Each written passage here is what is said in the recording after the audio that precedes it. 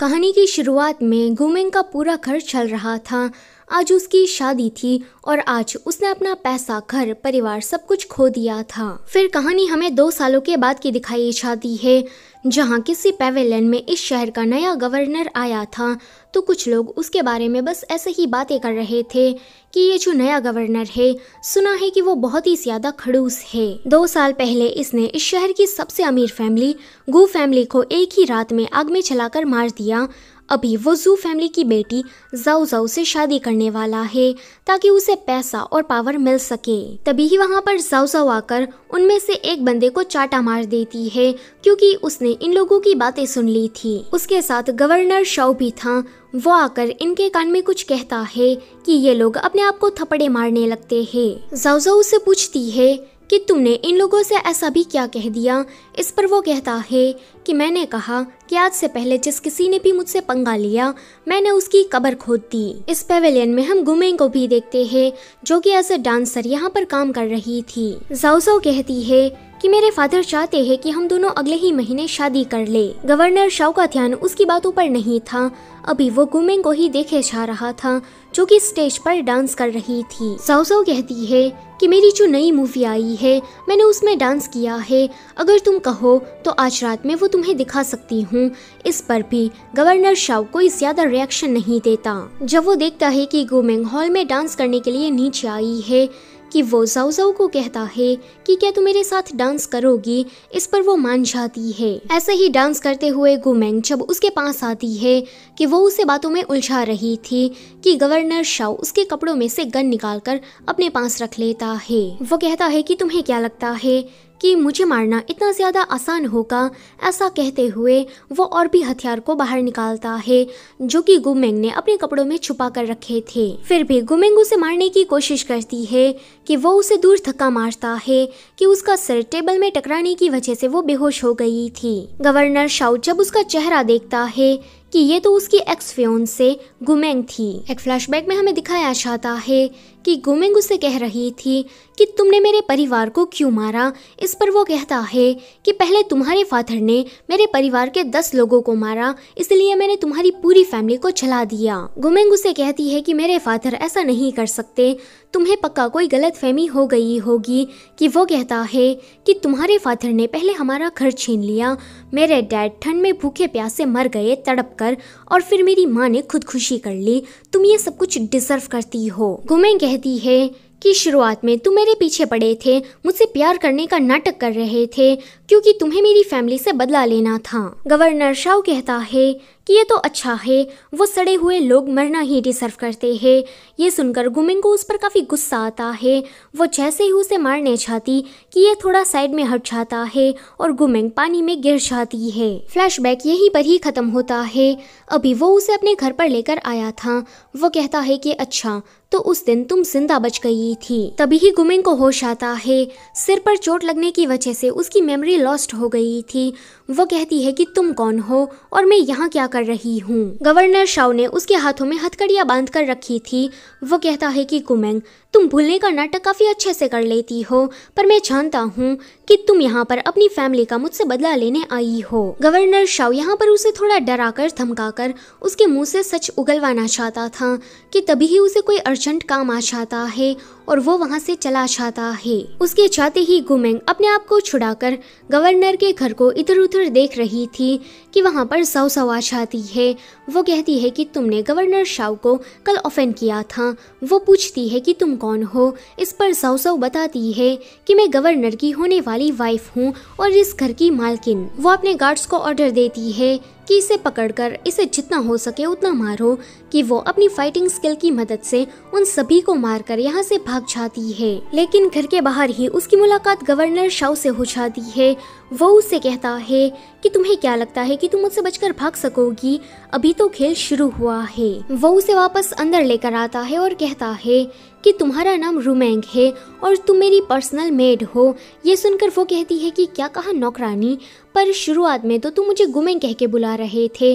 कि वो कहता है कि लगता है कि तुम्हारे दिमाग के साथ साथ तुम्हारे कान भी खराब हो गए हैं। वो वापस से उसे हथकड़ियाँ बांधते हुए कहता है कि तुम्हें अमनेसिया हो गया है, कहीं तुम बेड से गिर ना जाओ, इसलिए मैं तुम्हारी सेफ्टी के लिए ये सब कुछ कर रहा हूँ। वो कहता है कि अगर मैं तुम्हारी नौकरानी हूँ तो तुम मुझे एक दुश्मन की तरह क्यों ट्रीट कर रहे हो। इस पर वो उसे कुछ कहता नहीं और यहाँ से चला जाता है। उसके जाने के बाद वो वापस से हेयरपिन की मदद से अपने आप को छुड़ाकर जैसे ही भागने की कोशिश करती है कि वहाँ पर उस घर में काम करने वाली दूसरी कोई नौकरानी आ जाती है। वो उसे पकड़कर उसे अपने बारे में पूछ रही थी कि वो नौकरानी कहती है कि तुम्हारा नाम रुमेंग है और तुम सालों से गवर्नर की पर्सनल मेड रही हो। तुम तो गवर्नर को मन ही मन में पसंद करती थी और उससे शादी करना चाहती थी, लेकिन जब गवर्नर ने तुमसे शादी करने से मना किया तो तुमने गुस्से में आकर गवर्नर को जान से मारने की कोशिश की, पर माथे पर चोट लगने की वजह से तुम्हें अमनेसिया हो गया और तुम सब कुछ भूल गई। ये सुनकर गुमेंग को उस पर यकीन नहीं हो रहा था कि मैं उसकी पर्सनल मेड कैसे हो सकती हूँ। अगले सीन में गुमेंग खाना सर्व कर रही थी और उसके पैर जंजीरों से बंधे हुए थे। वो खाना रखकर वहां से जा रही थी कि गवर्नर शाओ कहता है कि रुक जाओ। वो कहती है कि अब क्या है, क्या मुझे तुम्हें हाथों से खिलाना भी पड़ेगा। कि जाओ जाओ उसे चाटा मार कर कहती है कि गवर्नर से इस तरह से बात करने की तुम्हारी हिम्मत कैसे हुई। वो कहती है कि गवर्नर क्या आपको और कोई काम है। कि वो कहता है कि तुम मेरी प्लेट में खाना सर्व करो। कि वो ये काम करने लगती है। गवर्नर शाओ कहता है कि पहले तुम काफी ज्यादा शांत थी, मेरी हर बात मानती थी, पर अभी तुम काफी बदतमीज हो गई हो। यहाँ भले ही गुमेंग की याददाश्त चली गई हो, पर वो गवर्नर शाओ को अभी भी नापसंद करती थी। उसके मन में उसके प्रति काफी ज्यादा गुस्सा भरा था और वो उसके मुंह पर ड्रिंक फेंक कर मारती है। गवर्नर शाओ उसके मुंह में खाना भर भर के उसका मुंह बंद करता है एंड कहता है कि ये तुम्हारे मुंहफट होने की सजा है। रात में गुमेंग गवर्नर शाओ के रूम में अपने पैरों में जो हथकड़ियाँ लगी थी उसकी चाबियां चुराने गई थी कि तभी ही वो उठकर कहता है कि इतनी रात गए तुम मेरे रूम में इस तरह से क्या कर रही हो, क्या तुम मेरे साथ सोना चाहती हो, तो मैं तुम्हारी ये विश पूरी कर देता हूँ। वो जैसे ही उसे किस करने चाहता कि वो उसके लिप्स पर बाइट कर लेती है। वो कहता है कि तुम चाहे जितनी भी कोशिश कर लो पर तुम मुझसे बचकर भाग नहीं सकती, तुम्हें यहाँ मेरे घर में मेरे ही साथ रहना होगा। गुमेंग के जाने के बाद वो सोचता है कि उसके पास मुझे मारने का काफी अच्छा मौका था, मगर वो तो यहाँ पर बस चाबियां चुराने आई थी ताकि वो मुझसे बचकर भाग सके। इसका सीधा मतलब ये है कि उसका सचमुच में मेमोरी लॉस्ट हो गया है। अगली सुबह साओ साओ उस पर झूठा चोरी का इल्जाम लगाती है कि इसने मेरे नए कपड़े चुरा लिए। वो अपने बंदों से कहलवाकर जैसे ही उसे कोड़े मारने चाहती कि वहाँ पर गवर्नर शाओ आ जाता है। गुमेंग उसे कहती है कि मैंने कोई चोरी नहीं की है, ये बस मुझ पर बेबुनियादी इल्जाम लगा रही है। कि वो कहता है कि तुमने चोरी की है या फिर नहीं की है, इसका फैसला तो मैं करूँगा। इतना कहकर वो उसे अपने रूम में लेकर जाता है और कहता है कि तुम अपने कपड़े उतारो, क्या पता तुमने वो चोरी किए हुए कपड़े खुद पहन लिए हो। उसे ये सुनकर काफी गुस्सा आता है कि तुम ये कैसी बातें कर रहे हो। कि गवर्नर शाओ कहता है कि तुम ये कर रही हो या फिर मैं करता हूँ। अब ना चाहते हुए भी गुमेंग को ये सब कुछ करना पड़ रहा था। वो उसे कहती है कि मैं चाहती हूँ कि तुम एक गिदड़ की मौत मरो। वो उसकी बॉडी पर यह मैपल का टैटू देखकर उस पर अपना कोट फेंक कर कहता है कि अब तुम यहाँ से जा सकती हो। दरअसल में मैपल इन लोगों के प्यार की निशानी थी। जब इनकी 2 साल पहले शादी हुई थी तब गुमेंग उसे अपना ये टैटू दिखाना चाहती थी। अभी वो शादी की पहली रात के लिए भी काफी ज्यादा एक्साइटेड थी, लेकिन वो ये सब कुछ कर पाती कि वो वहाँ से चला गया था। अभी वो कहता है कि अच्छा तो तुम इस सरप्राइज की उस दिन बात कर रही थी। अभी वो इस टैटू के बारे में सोचकर थोड़ा खुश हो ही रहा था कि अचानक से उसे याद आ जाता है कि उसके फादर किस तरह से ठंड में भूखे प्यासे मर गए थे और उसकी माँ ने सुसाइड कर लिया था। वो कहता है कि मैं भला तुम्हें पसंद कैसे कर सकता हूँ, मैं तो तुम्हें खून के आंसू रुलाना चाहता हूँ। वहीं गुमेंग सोच रही थी कि मुझे किसी भी तरह से इस घर से बाहर निकलना होगा, क्योंकि एक बात तो मैं समझ गई हूँ कि ये गवर्नर मुझे कुछ ठीक तरीके से ट्रीट नहीं करता। मेरी गट फीलिंग बता रही है कि यहाँ पर कुछ तो गड़बड़ है। कि तभी ही गवर्नर शाओ उसे किसी काम की वजह से बुलाता है। जब ये वहाँ पर जाती है कि वो कहता है कि मैं नहाना चाहता हूँ, इसलिए बाथ टब में तुम मेरे लिए पानी भरो। अगले सीन में गुमेंग गर्म पानी की बाल्टियाँ भर रही थी। अभी उसके पैरों में हथकड़ियाँ बंधी हुई थी, जिस वजह से उसे चलने में काफी काफी दिक्कत हो रही थी और एक बाल्टी वो ऐसे ही गिरा देती है। जब वो पोछा मारने चाहती कि वो कहता है कि पानी मेरे पैरों में भी लगा है तो तुम इसे अपने कपड़ों से साफ करो, कि वो चुपचाप ये भी कर देती है। फिर वो उसे कहता है कि तुम मेरे कपड़े उतारने में मेरी मदद करो। जब वो ये कर रही थी कि वो उसे खींचकर बाथटब में अपने साथ ले जाता है, जहाँ पर वो उसे किस करने की कोशिश कर रहा था, पर गुमेंग उसके किस का कोई रिस्पॉन्स ही नहीं देती। ये देखकर वो उसे छोड़ देता है और कहता है कि तुम यहाँ से निकल जाओ, लेकिन जाओ जाओ इसी तरफ आ रही थी कि ये देखकर गुमेंग उसे किस करती है। जाओ जाओ इन दोनों को इस तरह से क्लोज देखकर कहती है कि मैं इस चीज को बिल्कुल भी एक्सेप्ट नहीं करूंगी। गवर्नर शाओ, तुम ऐसी लड़की को अपनी कॉन्क्यूबाइन नहीं बना सकते। वो कहता है कि मैं ऐसा क्यों नहीं कर सकता, कि वो कहती है कि अच्छा तो तुमने अपना मन बना लिया है, ठीक है फिर मैं इस लड़की को इस घर के तौर तरीके सिखा दूंगी। अगले सीन में जाओ जाओ उससे कह रही थी कि भले ही तुम गवर्नर शाओ की वाइफ बनने वाली हो, पर तुम ज्यादा की उम्मीद मत रखना, तुम बस एक कॉन्क्यूबाइन हो, इस घर की मालकिन मैं हूँ और तुम बच्चे पैदा करने का काम नहीं कर सकती। गुमेंग उससे कहती है कि भले ही तुम उसकी लीगल वाइफ हो, पर मैं गवर्नर शाओ की पसंदीदा औरत हूँ और फ्यूचर में भले ही तुमने उसके बच्चों को पैदा किया हो, पर वो मेंटली फिजिकली तो मुझसे ही ऑब्सेस्ड रहेगा। और मैं तुम्हें बता दूं कि अगर मैं इस घर में रही तो मैं तुम्हें हटाकर गवर्नर की ऑफिशियल वाइफ बन जाऊंगी। गुमेंग ने जाओ जाओ से ऐसा इसीलिए कहा था ताकि वो उस पर गुस्सा होकर उसे इस घर से निकाल दे, पर उसकी चाल तो उस पर ही उल्टी पड़ जाती है। जाओ जाओ कहती है कि तुम्हें क्या लगा कि मैं तुम्हारी बातों में आ जाऊंगी, तुम इस घर में जब तक रहोगी तब तक मैं तुम्हें टॉर्चर करती रहूंगी। वो जैसे ही उसे मारने चाहती कि वहाँ पर गवर्नर शाओ आकर उसे बचा लेता है। अगले सीन में गुमेंग के पास कोई नौकर आकर उसके साथ जबरदस्ती करने की कोशिश कर रहा था। वहीं नीचे हॉल में जाओ जाओ जोर जोर से म्यूजिक बजा रही थी ताकि गुमेंग की चिल्लाने की आवाज कोई सुन ना सके। थोड़ी देर के बाद वो इस रूम के सामने आकर कहती है कि जल्दी से गवर्नर शाओ को बुला कर लाओ, लेकिन उसे पता लगता है कि गवर्नर शाओ अभी घर पर नहीं है। जैसे ही वो दरवाजा खोलती है कि गुमेंग के साथ गवर्नर शाओ को देखकर वो बहुत ही ज्यादा शॉक्ड हो गई थी। फ्लैशबैक से हमें पता लगता है कि गवर्नर शाओ ने सही टाइम पर आकर गुमेंग को बचा लिया था। गुमेंग कहती है कि क्या तुमने अपनी फियांसे का असली रंग देखा कि वो कितनी चालाक है, वो मुझे किसी नौकर के साथ फंसाकर मेरी बदनामी करना चाहती थी। गवर्नर शाओ कहता है कि और तुम भी कोई दूध की धुली नहीं, सभी के यहाँ आते ही तुम तो मुझसे चिपक गई ताकि सबको ये लगे कि मैं तुम्हें फेवर कर रहा हूँ, ताकि आगे चलकर घर में कोई भी तुम्हें बुली ना कर सके। अगले सीन में जाओ जाओ गवर्नर शाओ से माफी मांगने आई थी कि मुझे ऐसा नहीं करना चाहिए था, मैं काफी डर गई थी कि वो लड़की तुम्हें मुझसे कहीं छीन ना ले। गवर्नर शाओ कहता है कि आगे से मेरे घर में ऐसा कुछ नहीं होना चाहिए। कल जाओ जाओ का जन्मदिन था तो अभी वो पार्टी की तैयारी कर रहा था। ये देखकर जाओ जाओ काफी खुश हो जाती है कि इसे तो अभी भी मेरी परवाह है। अगले दिन जाओ जाओ के जन्मदिन की पार्टी चल रही थी, इसमें काफ़ी सारे लोग आए थे।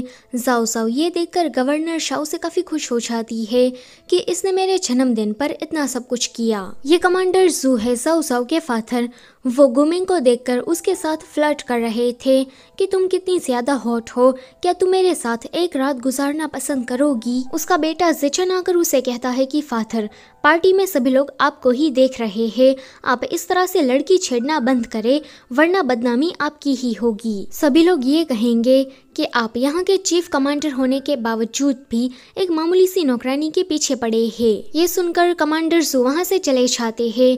गुमेंग उसकी मदद करने के लिए उसे थैंक यू कहती है। जब वो उसे उसका नाम पूछती है कि वो बताता है कि मेरा नाम जिचैन है और जिचैन कमांडर जू का गोद लिया हुआ बेटा है। गुमेंग तो उससे पहले ही मुलाकात में इम्प्रेस हो गई थी कि ये लड़का काफी ज्यादा जेंटल और केयरिंग है। वहीं ये कमांडर जू एक नंबर का ठरकी आदमी, वो अपने ही सबऑर्डिनेट की वाइफ्स को छेड़ रहा था कि जाओ जाओ ये देखकर उसे अपने पास बुला लेती है कि आप मेरे जन्मदिन पर भी ऐसी हरकतें ना करें। कमांडर जू उसे गिफ्ट के तौर पर एक गन देते हैं जिसको लेकर वो गुमेंग को धमका रही थी। अगले सीन में वो उसके माथे पर एप्पल रखकर निशाना साधने की कोशिश कर रही थी। ये देखकर गुमेंग के साथ वहाँ खड़े सभी लोग काफी डर रहे थे कि ये लड़की उस नौकरानी की खोपड़ी ही ना उड़ा दे। जिचन अपनी बहन को रोकने की कोशिश करता है कि तुम उस बेचारी नौकरानी को मार दोगी, ये बचपना छोड़ दो और शांति से पार्टी को एंजॉय करो, पर वो उसकी बात नहीं मानती। गवर्नर शाओ कहता है कि मुझे तुम्हारी मदद करने दो। ऐसा कहकर उसने गुमेंग को बचा लिया था। गुमेंग अभी काफी ज्यादा डरी हुई थी और गवर्नर शाओ को ये सब कुछ देखकर बिल्कुल भी अच्छा नहीं लग रहा था कि तभी ही वहाँ पर कुछ हमलावर आ जाते हैं जो कि गवर्नर शाओ को मारने आए थे। जैसे ही कोई बंदा उसे गोली मारने चाहता कि बीच में गुमेंग आ जाती है और गोली उसे लग जाती है। आगे वो सारे हमलावर वहाँ से भाग गए थे। डॉक्टर गुमेंग का इलाज करने के बाद कहते हैं कि गोली उसके दिल के बाजू में लगी थी, इसीलिए सर्जरी थोड़ी मुश्किल थी, पर उसकी जान बच गई है। अभी तुम उसका अच्छे से ध्यान रखना क्योंकि उसकी हालत फिलहाल थोड़ी सीरियस है। जब गुमेंग को होश आता है कि वो उसे दवाई पिलाने गया था, वो कहती है कि क्या अब मैं मर जाऊंगी। इस पर गवर्नर शाओ कहता है कि तुम मेरी परमिशन के बगैर नहीं मर सकती, यमराज भी तुम्हें नहीं ले जा सकते। अभी वो उसे अपने हाथों से दवाई पिला रहा था कि वो बेहोश हो जाती है। ये देखकर वो उसे माउथ टू माउथ दवाई पिलाता है। वो देखता है कि हथकड़ियों की वजह से उसके पैरों में निशान पड़ गए हैं कि वो वहाँ पर दवाई लगा दे रहा था एंड बाद में उसे रिलीज भी कर देता है। आगे वो उसकी काफी अच्छे से केयर कर रहा था। अभी वो उसे अपने हाथों से खाना खिला रहा था कि वो सोचती है कि मैंने कभी सोचा नहीं था कि ये इतना ज्यादा जंटल भी हो सकता है। फिर गवर्नर शाओ सभी नौकरों से कह रहा था कि अब से गुमेंग मेरी पर्सनल मेड है, इसलिए कोई भी उसे तंग नहीं करेगा। जिस किसी ने भी उसे बुली करने की कोशिश की तो मैं उसे नहीं छोड़ूंगा। गुमेंग को शाओ का इस तरह से अपने लिए प्रोटेक्टिव होना काफी पसंद आ रहा था। तभी ही शाओ उसके पास आकर उसे कहती है कि तुम जानबूझकर कमजोर होने का नाटक कर रही हो ना, ताकि तुम्हें शाओ का अटेंशन मिल सके। इतना कहकर वो उसके साथ झगड़ा कर रही थी कि वहाँ पर गवर्नर शाओ आ जाता है। वो उसे कहती है कि इसने जो कोट पहना है वो मुझे चाहिए क्योंकि मुझे काफी ठंड लग रही है। गवर्नर शाओ जाओ से कहता है कि तुम ये कोट निकाल कर इसे दे दो। इस पर जाओ को ना चाहते हुए भी अपना ये महंगा कोट गुमेंग को देना पड़ता है। गुमेंग से मिलने के बाद जब वो वापस आता है कि वो अपने बंदे से उस हमले के बारे में इन्वेस्टिगेट करने को कह रहा था। साथ ही साथ में वो ये भी कहता है कि पिछले 2 सालों से गुमेंग क्या क्या कर रही थी, उन सभी की जानकारी मुझे डिटेल में चाहिए। रात में कोई बंदा गुमेंग के रूम में आकर जैसे ही उस पर एसिड फेंकने वाला था कि वो तकिए की मदद से बच जाती है। अगले सीन में गवर्नर उस बंदे से पूछताछ कर रहा था कि ये कन्फेस करता है कि जाओ ने ही मुझे ऐसा ऑर्डर दिया था। जाओ पहले तो नहीं मानती कि मैंने ऐसा कोई ऑर्डर नहीं दिया, मैं इसे नहीं जानती, ये बस झूठ बोलकर मुझे फंसाना चाहता है। पर बाद में वो एक्सेप्ट कर लेती है कि हाँ ये सब कुछ मैंने ही किया है क्योंकि वो लड़की तुम्हें खुलेआम सेड्यूस कर रही थी, तुम भी उसके पीछे पड़े थे, मुझ पर ध्यान नहीं दे रहे थे, तो मैंने गुस्से में आकर ऐसा कर दिया। गवर्नर शाओ कहता है कि तुम्हारा कोई अधिकार नहीं है कि तुम मेरी पर्सनल मेड के साथ इस तरह की हरकत करो, आगे से ऐसा मत करना। कि वो कहती है कि मैं ऐसा क्यों नहीं कर सकती, मैं तुम्हारी फियोंसे हूँ। वो कहता है कि लगता है कि तुम अपने आप को कुछ ज्यादा ही महान समझने लगी हो, कब से मेरे घर में इसी तरह से पड़ी हो। वो अपने गार्ड्स को ऑर्डर देता है कि जरा इसे बाहर का रास्ता दिखा देना। वहीं गुमेंग अपने हाथों से दवाई लगा रही थी, जिस काम में उसे काफी दिक्कत हो रही थी कि वो आकर कहता है कि मैं तुम्हारी मदद कर देता हूँ। गवर्नर शाओ को अपने इतने क्लोज देखकर वो थोड़ा शर्मा गई थी। गवर्नर शाओ भी ये बात नोटिस कर लेता है। अगले दिन जीचेन उसे मिलने आया था। वो कहता है कि मैं अपनी बहन के बिहाफ में तुमसे माफी मांगने आया हूँ। मैं जानता हूँ कि वो काफी ज्यादा बिगड़ैल है, उसने तुम्हें काफी परेशान किया है। वो कहती है कि तुम भाई बहन काफी ज्यादा अलग हो। अगर जाओ को पछतावा हो रहा है तो उसे कहो कि वो खुद माफी मांगने आए। जीचेन कहता है कि मैं समझ गया कि तुम क्या कहना चाहती हो, पर एक भाई होने के नाते मैं उसकी रिस्पॉन्सिबिलिटी लेना चाहता हूँ। आगे वो उसे अपने साथ हॉस्पिटल लेकर गया था, जहाँ पर एक औरत दवाई खरीदने आई थी। वो बताती है कि यहाँ का जो गवर्नर शाओ है वो बहुत ही ज्यादा घटिया है, उसने हमारे गांव में आकर काफी तबाही मचाई है और उसने मेरे बेटे को भी पकड़ लिया है। मुझे लग रहा है कि वो पक्का मेरे बेटे को मार देगा। कि जीचेन कहता है कि आप काफी ज्यादा बीमार है, अगर बेटे के बारे में इसी तरह से चिंता करती रही तो आपकी तबीयत और भी ज्यादा खराब हो जाएगी। गुमेंग देखती है कि यह औरत कितनी ज्यादा बेबस नजर आ रही है।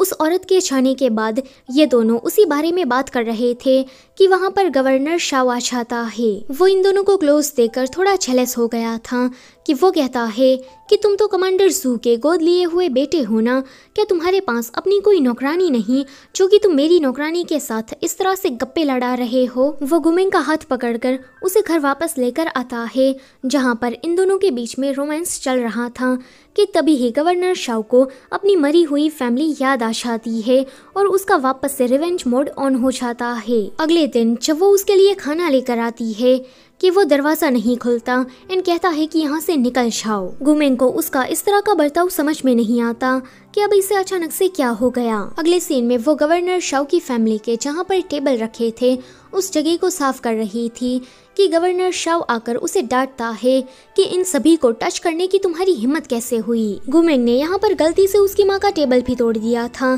कि वो कहता है कि तुम यहाँ से निकल जाओ। गुमेंग सोचती है कि वो तो बस वहाँ पर सफाई करने गई थी पर उसने गलती से उसकी माँ का मेमोरियल टेबल तोड़ दिया तो उसे सजा तो भुगतनी ही चाहिए। वो घुटनों के बल बैठकर खुद को ही सजा दे रही थी कि ये देखकर गवर्नर शाओ कहता है कि अगर वो इस तरह से बैठी है तो उसे बैठने दो। वो बहुत सारे गिफ्ट लेकर साओ साओ को वापस घर बुलाने आया था कि कमांडर जू कहते हैं कि पहले तुमने मेरी बेटी को घर से निकाल दिया, अब मेरी बेटी तुम्हारे पास नहीं आएगी। वो साओ साओ को जैसे ही रिक्वेस्ट करता है कि वो तो फटाक से मान जाती है। जब ये दोनों वापस आते हैं कि गवर्नर शाओ साओ साओ के साथ बहुत ही ज्यादा क्लोज हो रहा था ताकि वो गुमेंग को चला सके। गुमेंग उन दोनों को साथ देकर ज्यादा कोई रिएक्ट नहीं करती एंड चुपचाप वहाँ पर बैठी रहती है।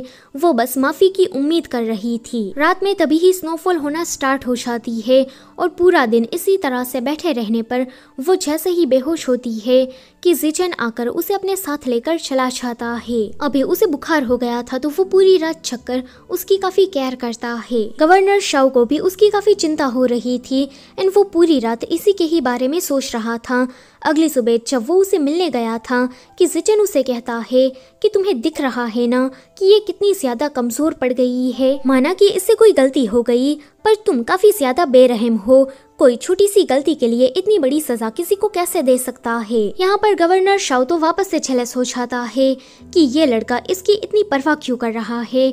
वो कहता है कि तुम यहाँ से चले क्यों नहीं चाहते कि जिचन कहता है कि कमांडर जू का ये ऑर्डर है, जब तक तुम दोनों की शादी नहीं हो जाती तब तक मैं यहीं पर ही रहूंगा और शादी की शॉपिंग करने में तुम्हारी मदद करूंगा। अगले सीन में साओ साओ उसे बुली कर रही थी।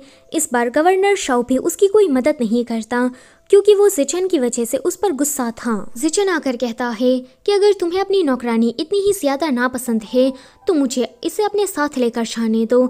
इस पर वो मान जाता है कि तुम इसे ले जा सकते हो। अगले सीन में जिचन गुमेंग को अपने प्राइवेट रेसिडेंस में लेकर आया था जहाँ पर सिर्फ एक ही बेडरूम था कि वो कहता है कि तुम यहाँ पर सो जाना, मैं लिविंग रूम में सो जाऊंगा। वो सोचती है कि ये लड़का सचमुच में काफी अच्छा है। रात में किसी लड़की की किडनैपिंग हो गई थी कि ये मामला गवर्नर शाओ के पास आता है। वो कहता है कि आजकल ऐसे मामले काफी ज्यादा सामने आ रहे हैं। रात में तुम और भी ज्यादा सैनिकों को तैनात कर दो और इस मामले की इन्वेस्टिगेशन करना चालू कर दो। अगली सुबह जिचन ने गुमेंग के लिए अपने हाथों से खाना बनाया था। वो कहता है कि मैं सचमुच में काफ़ी खुश हूँ कि तुम मेरे साथ आने के लिए राज़ी हो गई। मैं तुम्हें ये बात कब से बताना चाहता था कि मैं तुम्हें पसंद, कि तभी ही वो उसे रोक देती है कि तुम एक अच्छे इंसान हो और मैं तुम्हें अपना भाई बनाना चाहती हूँ। वो कहता है कि पर मैं नहीं बनना चाहता, तुम इस तरह से मेरी फीलिंग्स को इग्नोर नहीं कर सकती।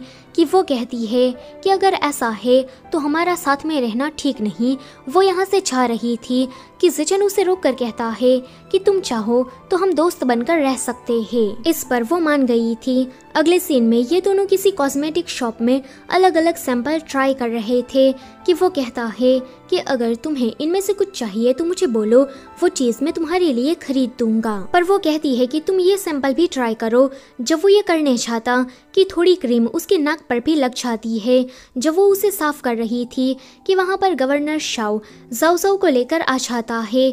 ये दोनों यहाँ पर शादी की शॉपिंग करने आए थे। गवर्नर शाओ तो इन दोनों को वापस से क्लोज देकर जेलस हो गया था और जेलसी में ही वो जाओ जाओ के और भी ज्यादा क्लोज आते जा रहा था। गुमेंग ये सब कुछ देखकर जेलस नहीं होती बल्कि उसे काफी बुरा लग जाता है और वो जिचन के साथ वहाँ से चली जाती है। आगे ये दोनों किसी स्टॉल में खाना खाने रुके थे। जिचन जैसे ही ड्रिंक खरीदने बाहर जाता है कि इतने में ही कोई उसे किडनैप कर लेता है। जब जीचन वापस आता है कि गुमिंग को यहाँ ना देखकर वो उसे इधर उधर ढूंढ रहा था कि इतने में ही गवर्नर शाओ से मिल जाता है कि वो ये बात उसे भी बताता है। आगे वो दोनों ही मिलकर उसे ढूंढ रहे थे। गवर्नर शाओ देखता है कि उसने जो कॉस्मेटिक क्रीम खरीदी थी उसके निशान उसने पीछे छोड़ रखे हैं, तो वो इस निशान को फॉलो करते हुए एक सुनसान सी जगह पर पहुंच जाता है। गुमिंग वहां पर बंधी हुई थी। वो कहती है कि तुम यहाँ पर मत आओ, ये लोग तुम्हें मार देंगे, यहाँ से वापस चले जाओ। पर वो जैसे ही अंदर आता है कि दो बंदे उस पर हमला कर देते हैं। गवर्नर शाओ उन दोनों को ही मारकर गुमिंग को बचाता है। अभी वो काफी ज्यादा डरी हुई थी कि गवर्नर शाओ उसे रिलैक्स करने के लिए उसे किस करता है। वहीं हम जीचन को देखते हैं, उसी ने ही गुमिंग की किडनैपिंग करवाई थी ताकि वो गवर्नर शाओ को मार सके। जब उसे ये पता लगता है कि गवर्नर शाओ बच गया है कि वो थोड़ा निराश हो जाता है। ये दोनों घर वापस आ गए थे, जहाँ पर ये दोनों सारी पुरानी बातों को भुलाकर फिर से साथ आ जाते हैं। गवर्नर शाओ ने अब ठान लिया था कि वो गुमिंग से शादी करके रहेगा, इसलिए अगले ही दिन वो जाओ जाओ से अपनी शादी कैंसिल करा देता है। जाओ जाओ को उस पर काफी गुस्सा आ रहा था कि इसने मुझे आखिर में समझ क्या रखा है। एक पल के लिए मेरे करीब आता है तो दूसरे पल इसे वो गुमिंग पसंद आ जाती है। वो उसे धमकी देती है कि इस चीज के लिए मैं तुम्हें नहीं छोड़ूंगी, इस बात का बदला तो मैं तुमसे लेकर रहूंगी। लेकिन गवर्नर शाओ को इस बात से कोई फर्क नहीं पड़ता। अगले सीन में वो उसे अपना ये खानदानी छेड़ देते हुए कहता है कि मैं वादा करता हूँ कि मैं तुम्हें काफी अच्छे से ट्रीट करूंगा। किडनैपिंग वाले उस इंसिडेंट के बाद वो एक बात तो अच्छे से समझ गया था कि वो गुमिंग को खोने का रिस्क बिल्कुल नहीं ले सकता। भले ही वो उसके दुश्मनों की बेटी हो, मगर फिर भी उसे तो वही पसंद है। आगे साओ साओ अपने फादर के साथ यहाँ पर आती है। कमांडर जू उसे चाटा मार कर कहते हैं कि पहले तुम मेरी बेटी के पीछे पड़े थे शादी करने के लिए, एंड जब वो मान गई तो तुमने उसे घर से निकाल दिया। फिर तुम दोबारा मेरी बेटी को अपने घर लाए शादी के लिए, और अब तुम शादी कैंसिल कर रहे हो। क्या यहाँ पर कोई मजाक चल रहा है? चुपचाप अभी के अभी मेरी बेटी से शादी करो, वरना मैं इस लड़की को मार दूंगा। कि वो कहता है कि मैं गुमिंग के अलावा और किसी से शादी नहीं करना चाहता। इतना कहकर वो कमांडर जू के कान में कुछ कहता है, जिसको सुनने के बाद कमांडर जू जाव जाव को लेकर वहां से चले जाते हैं। अगले सीन में गुमिंग उसकी चोट पर दवाई लगा रही थी कि वो उसे माफी मांगता है कि कमांडर जू तुम पर इस तरह से चिल्लाए। कि वो कहती है कि तुम माफी क्यों मांग रहे हो, इसमें तुम्हारी तो कोई गलती नहीं। अभी ये दोनों एक दूसरे के काफी क्लोज थे और हमें फिर से यहाँ पर इनका एक किसिंग सीन दिखाया जाता है। अगली सुबह जब वो उठती है कि वो उसे पूछ रहा था कि कल रात क्या तुम ठीक से सो पाई, इस पर वो कहती है कि नहीं, तुम इतनी जोर जोर से खर्राटे मार रहे थे कि मुझे पूरी रात नींद ही नहीं आई। आगे ये दोनों अपनी पहली डेट पर गए थे, जहाँ पर हमें इनके काफी सारे रोमांटिक सीन दिखाए जाते हैं। जीचन कहता है कि तो अब तुम गवर्नर शाओ को पसंद करती हो, क्या तुम मुझे एक चांस भी नहीं दोगी?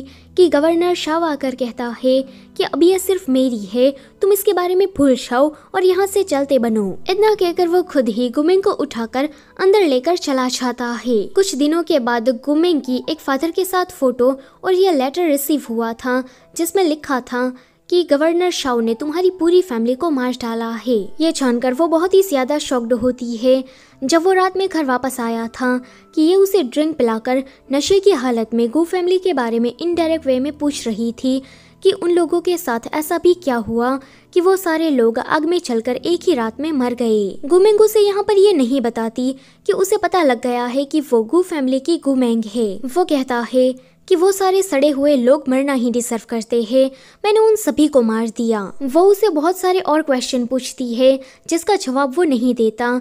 कि ये जीचन के पास जाकर उसे इसी बारे में जब पूछती है कि जीचन उसे ढेर सारे सबूत दिखाकर कहता है कि देखो गवर्नर शाओ ने तुम्हारी फैमिली को किस तरह से मारा, और ये घटिया आदमी तुम्हारे साथ इतना बुरा करने के बावजूद तुमसे प्यार करने का नाटक कर रहा है। वो ये सब कुछ जानकर इतना ज्यादा शॉक्ड हो गई थी कि बेहोश हो जाती है। हॉस्पिटल में डॉक्टर उसे कहते हैं कि तुम प्रेग्नेंट हो। जीचन उसे कहता है कि तुम बिल्कुल भी चिंता मत करो, तुम इस बच्चे के बारे में आगे चलकर जो भी फैसला लोगी मैं इसमें तुम्हारा साथ दूंगा। तभी ही वहाँ पर गवर्नर शाओ उसे ढूंढते हुए आ जाता है। वो उसे ये बात नहीं बताती कि वो प्रेग्नेंट है। वो बस इतना कहती है कि मुझे पेट दर्द हो रहा था कि जिचन मुझे यहाँ पर लेकर आया। आगे जब वो डॉक्टर के पास उसका डिस्चार्ज कराने गया था कि डॉक्टर से उसे पता लगता है कि तुम्हारी वाइफ तो प्रेग्नेंट है। ये जानकर वो भागकर गुमेंग के पास आता है, पर वो देखता है कि गुमेंग तो यहाँ से भाग गई है। वो उसे इधर उधर ढूंढ रहा था कि देखता है कि जिचन उसे लेकर जा रहा है। अब यहाँ पर गवर्नर शाओ को ऐसा लगता है कि शायद उस बच्चे का बाप जिचन है, क्योंकि उस दिन वो पूरी रात उसका ध्यान रखने के लिए उसके रूम में रुका हुआ था और गुमेंग उसके प्राइवेट विला में भी रहने के लिए चली गई थी। तो शायद उसी टाइम पर ये सब कुछ हुआ होगा। एक सेकंड के लिए वो ये तक नहीं सोचता कि इस बच्चे का बाप वो भी हो सकता है। वो जल्दी से नीचे जाकर उसे काफी गुस्से से पूछता है कि तुम प्रेग्नेंट थी और तुमने मुझे बताया भी नहीं। जल्दी से बताओ इसका बाप कौन है? क्या ये जिचन का बच्चा है?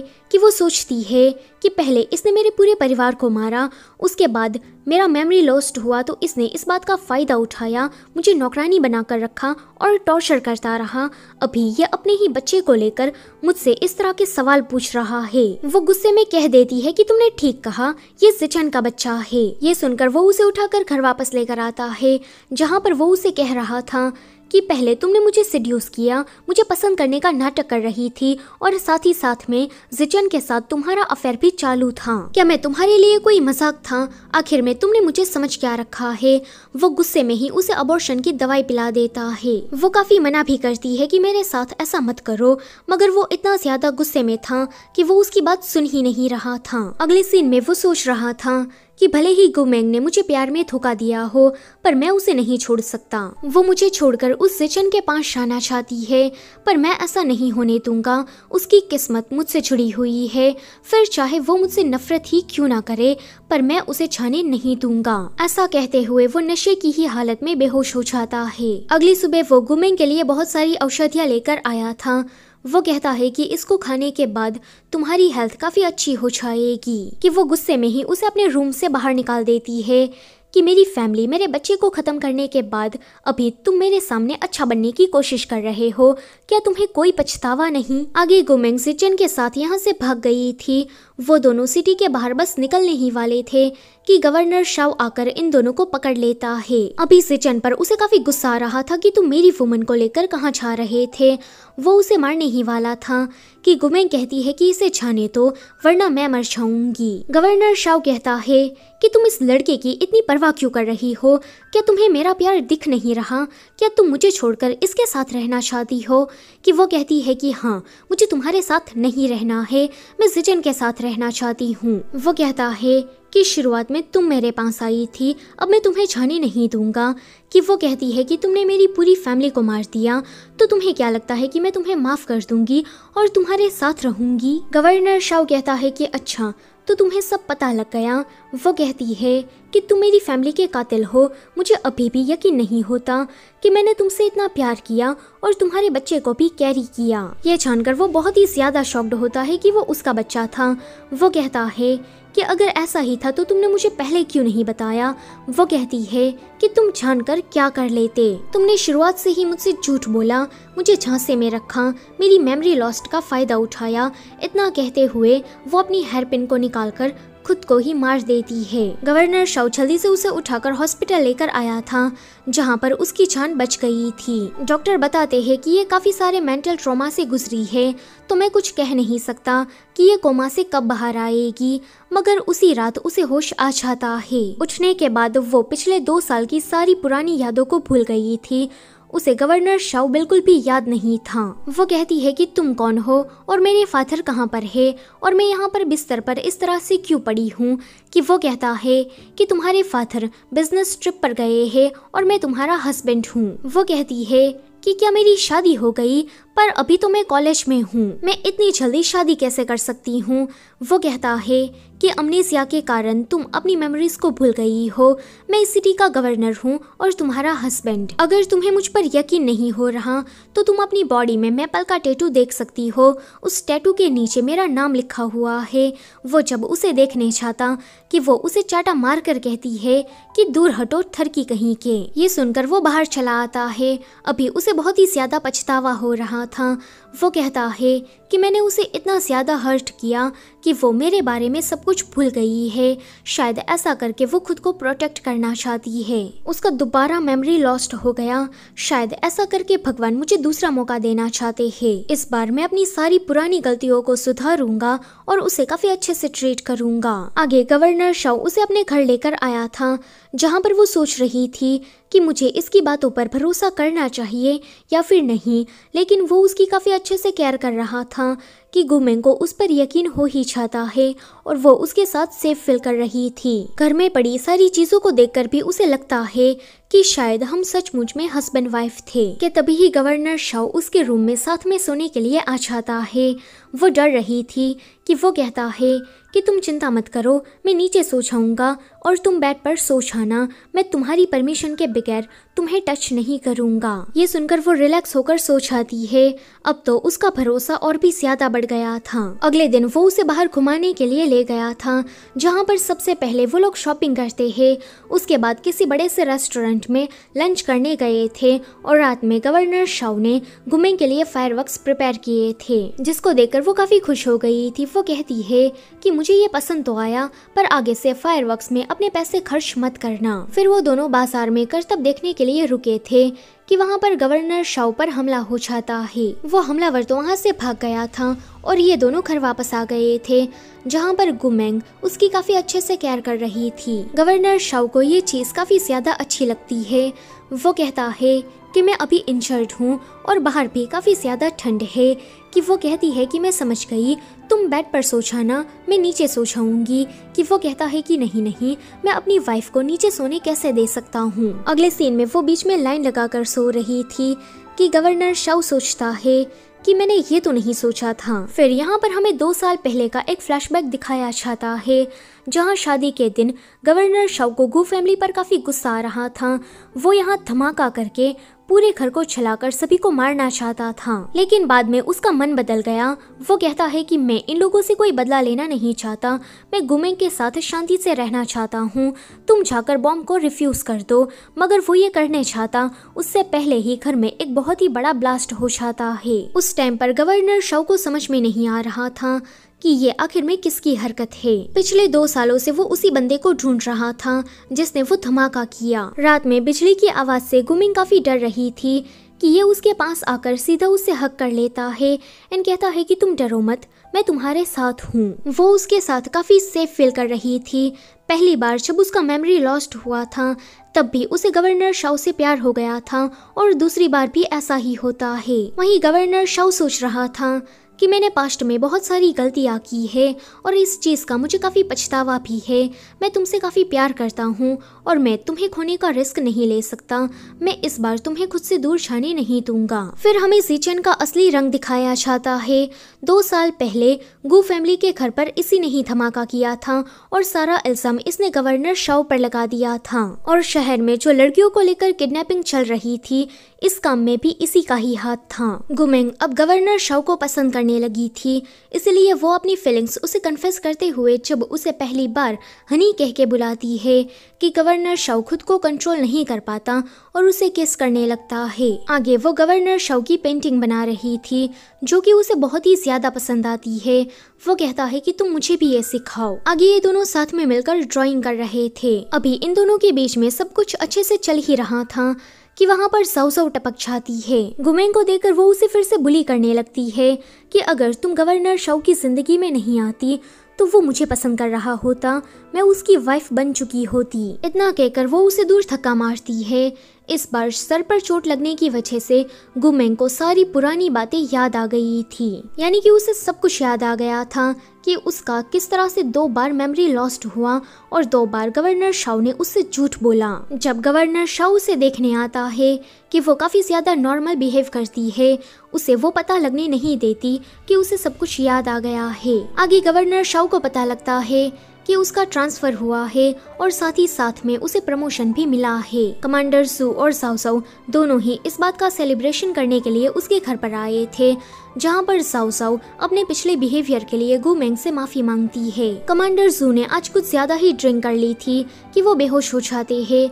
जाओ जाओ जब उसे देखती है कि वो मर चुके थे, तभी ही वहाँ पर ज़िचेन बहुत सारे सैनिकों को लेकर आ जाता है कि इसने मेरे फादर को मारा, जल्दी से गवर्नर शाओ को अरेस्ट कर लो। गवर्नर शाओ कहता है कि कमांडर जू के तुरंत मरते ही तुम इतने सारे सैनिकों को लेकर यहाँ पर आ गए, यानी कि तुम्हें पता था कि कमांडर जू आज मरने वाले हैं। गवर्नर शाओ यहाँ पर समझ गया था कि ये ज़िचेन अपने ही फादर को मारकर इस केस में उसे फंसाना चाहता है। ज़िचेन अभी उसे इधर उधर ढूंढ रहा था। वो गुमेंग को हॉस्टेज बनाकर उसे कहता है कि तुम जहाँ कहीं भी हो बाहर निकलो, वरना मैं तुम्हारी इस प्रेमिका को मार दूंगा। गवर्नर शाओ ये सुनकर गुमेंग को बचाने जैसे ही बाहर आता है कि उसे देखकर ज़िचेन जल्दी ही शूट कर देता है, पर बीच में जाओ जाओ आ गई थी और यहाँ पर उसकी मौत हो जाती है। गवर्नर शाओ गुमेंग को यहाँ से लेकर जाना चाहता था, पर उसका जो सबऑर्डिनेट था वो उसे बेहोश करके यहाँ से भाग जाता है। अगले सीन में ये दोनों आपस में बातें कर रहे थे, जहाँ पर गुमेंग उसे बता रही थी कि उसे सारी पुरानी बातें याद आ गई है।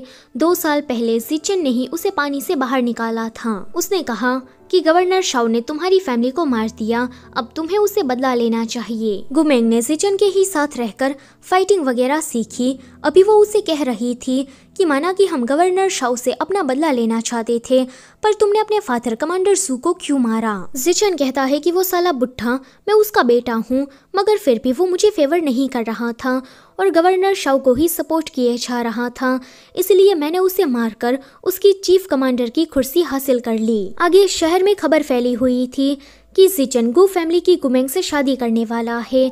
जब इस न्यूज़ को गवर्नर शाओ देखता है कि उसका सबऑर्डिनेट कहता है कि ये सरासर ज़िचेन की चाल है ताकि आप सामने आ सके। वो उसे मना कर रहा था कि आपको उन लोगों की शादी में नहीं जाना चाहिए। जहाँ तक गुमेंग को बचाने की बात है तो हम उसे दूसरे तरीके से भी बचा सकते हैं, लेकिन गवर्नर शाओ उसकी बात नहीं सुनता और शादी रोकने वहाँ पर पहुँच जाता है। ज़िचेन के वहाँ पर बहुत सारे सैनिक तैनात थे, वो उसे कुछ कर पाते उससे पहले ही गुमेंग उसे मार देती है। वो कहती है कि पहले तुमने मेरे साथ प्यार करने का झूठा नाटक किया ताकि तुम मेरी फैमिली को मार सको। जब मेरा मेमोरी लॉस्ट हुआ तो तुमने मुझसे बहुत सारे झूठ बोले, मेरे बच्चे को भी मार दिया, तो तुम ये डिजर्व करते हो। वो कहता है कि अच्छा तो तुम्हें सब कुछ शुरुआत से याद आ गया। वो कहती है कि हाँ, तुमने मेरे साथ इतना सब कुछ गलत किया, मगर फिर भी देखो मैं अभी भी तुम्हें ही पसंद करती हूँ। इतना कहकर वो खुद भी मर जाती है। ज़िचेन कहता है कि गुमेंग तुम्हें ये नहीं करना चाहिए था। गवर्नर शाओ अभी भी जिंदा था कि ज़िचेन उसे यहाँ पर सारी सच्चाई बताता है कि पास्ट में क्या हुआ था। वो कहता है कि मेरे फादर कमांडर जू ने गवर्नर शाओ के फादर को धमकी दी कि वो स्मगलिंग में उसका साथ दे, पर जब उन्होंने ये काम करने से मना किया तो उसने गू फैमिली को धमकाया कि तुम गवर्नर शाओ की फैमिली को खत्म करो, वरना मैं तुम लोगों को खत्म कर दूंगा। कमांडर जू ने गू फैमिली पर काफी ज्यादा दबाव डाला था कि मजबूरन गू फैमिली को गवर्नर शाओ की फैमिली के साथ बुरा करना पड़ा। अब गवर्नर शाओ के फादर के पास घर नहीं था, पैसे कमाने का कोई जरिया नहीं था, उन्होंने उम्मीद खो दी थी और इसी तरह से वो सभी लोग चल बसे। उसके बाद कमांडर जू ने ज़िचेन को ये ऑर्डर दिया कि वो गू फैमिली का घर उड़ा दे ताकि उसके खिलाफ कोई सबूत ना बचे। गवर्नर शाओ कहता है कि मैं जानता था कि वो कमांडर जू तुम्हें कुछ ठीक तरीके से ट्रीट नहीं करता, पर यह सब कुछ जानने के बाद मुझे यकीन हो गया कि तुमने अपने ही बाप को मारने में जरा सा भी हेजिटेट फील क्यों नहीं किया। ये दोनों गुस्से में आकर एक दूसरे को ही मार देते हैं। फिर हमें इन तीनों की ही यहाँ पर लाश दिखाई जाती है। ये वाला सीन यहीं पर ही कट होता है। आगे हमें कहानी 2 सालों के बाद की दिखाई गई थी, जहाँ पर गवर्नर शाओ मिलिट्री का कोई सोल्जर था। अभी सरहद पर युद्ध का माहौल बना हुआ था, काफी सारे डॉक्टर्स सोल्जर्स को देख रहे थे। तभी ही गवर्नर शाओ का ध्यान गुमेंग पर पड़ जाता है, वो भी उसे देखती है और इसी के साथ इस कहानी का अंत होता है। ये चीज काफी मिस्टीरियस है क्योंकि हमें यहाँ पर ठीक से ये नहीं बताया गया कि ये दोनों इस हमले में बच गए थे, या फिर इस कहानी को हैप्पी एंड देने के लिए राइटर ने 2 सालों के बाद का ये अलग से सीन लिखा। लेकिन मुझे ऐसा लगता है कि गवर्नर शाओ का वो जो वफादार सबऑर्डिनेट था, सब कुछ खत्म हो जाने के बाद वो यहाँ आया होगा और उसने इन दोनों को सही टाइम पर हॉस्पिटल ले जाकर इन दोनों की जान बचा ली होगी और 2 सालों के बाद इन दोनों की मुलाकात फिर से हो गई। तो वीडियो यहीं पर ही खत्म होती है। लाइक शेयर सब्सक्राइब किए बिना मत जाना। Thank you for watching.